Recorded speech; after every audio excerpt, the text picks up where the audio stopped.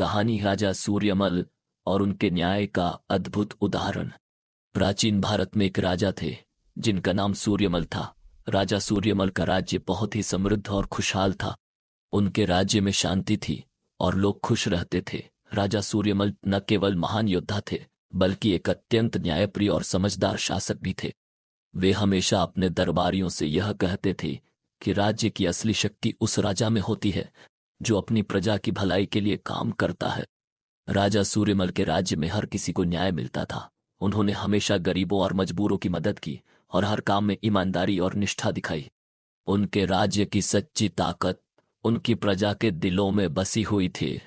एक दिन राजा सूर्यमल के राज्य के पास स्थित जंगल में एक अजीब घटना घटी। एक खतरनाक राक्षस ने वहां के कई गांवों को तहस नहस कर दिया था। राक्षस की शक्ति इतनी महान थी कि गांव वाले डर के मारे भाग खड़े हुए थे। राजा सूर्यमल को यह खबर मिली तो उन्होंने तुरंत अपनी सेना को तैयार किया और राक्षस का सामना करने के लिए जंगल में भेज दिया। लेकिन जब सेना ने उस राक्षस का सामना किया तो राक्षस ने उन्हें आसानी से हरा दिया। उसकी ताकत और शक्ति इतनी अधिक थी कि कोई भी उसे हरा नहीं पाया। राजा सूर्यमल को यह समझ में आ गया कि यह साधारण राक्षस नहीं है बल्कि कुछ और ही है। राजा सूर्यमल ने अपनी सैन्य कमान को वापस बुला लिया और खुद राक्षस का सामना करने का निश्चय किया। मल ने राक्षस से मिलने के लिए अकेले ही जंगल की ओर यात्रा शुरू की। रास्ते में उन्हें एक वृद्ध और साधु व्यक्ति मिले जो बहुत चिंतित और परेशान दिख रहे थे। राजा सूर्यमल ने उस साधु से पूछा, तुम क्यों इतने दुखी हो? साधु ने कहा, राजन, मैं इस राक्षस से बहुत समय से त्रस्त हूं। यह राक्षस एक शापित प्राणी है। इसने अपनी शक्ति का प्रयोग कर अपने गुरु को मार डाला था और तब से यह जंगल में आतंक मचाए हुए है।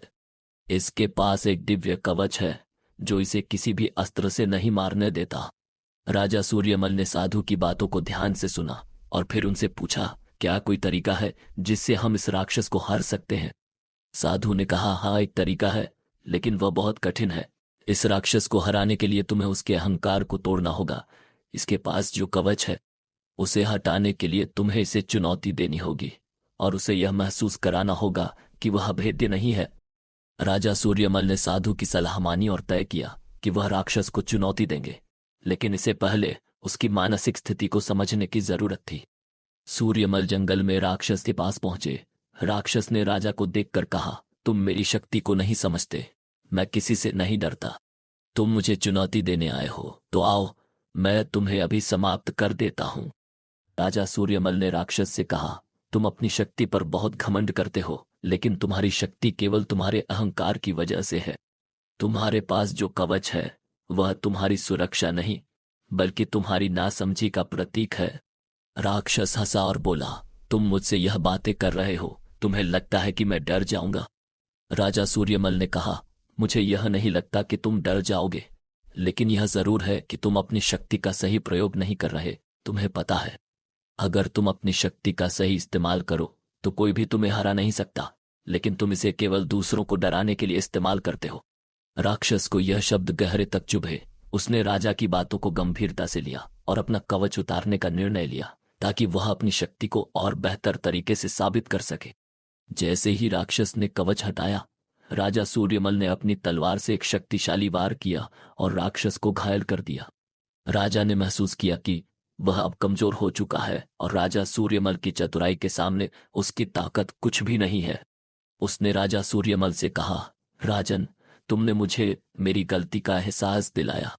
मैं तुम्हारा आभारी हूं कि तुमने मुझे अहंकार और घमंड की सजा दी। मैं अब यहां से चला जाऊंगा और फिर कभी इस जंगल में आतंक नहीं फैलाऊंगा।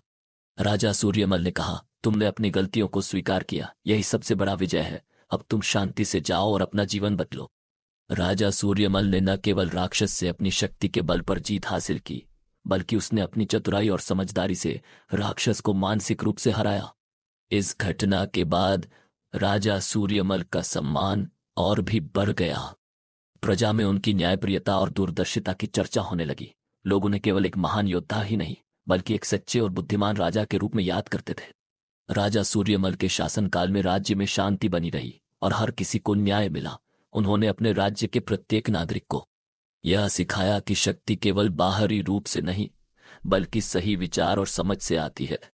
उन्होंने यह भी साबित किया कि किसी भी मुश्किल स्थिति का हल केवल शक्ति से नहीं बल्कि बुद्धिमत्ता और सही निर्णय लेने से पाया जा सकता है। राजा सूर्यमल की कहानी हमें यह सिखाती है कि एक राजा का सबसे बड़ा गुण उसकी समझदारी और न्यायप्रियता होती है। शक्ति और अहंकार से भरा कोई भी शासक लंबी अवधि तक सफल नहीं हो सकता, लेकिन जो राजा अपनी शक्ति का सही तरीके से प्रयोग करता है वही सच्चा शासक होता है। राजा सूर्यमल ने हमें यह सिखाया कि किसी भी कठिन परिस्थिति का समाधान केवल बाहरी शक्ति से नहीं बल्कि मानसिक समझ और सही मार्गदर्शन से ही होता है।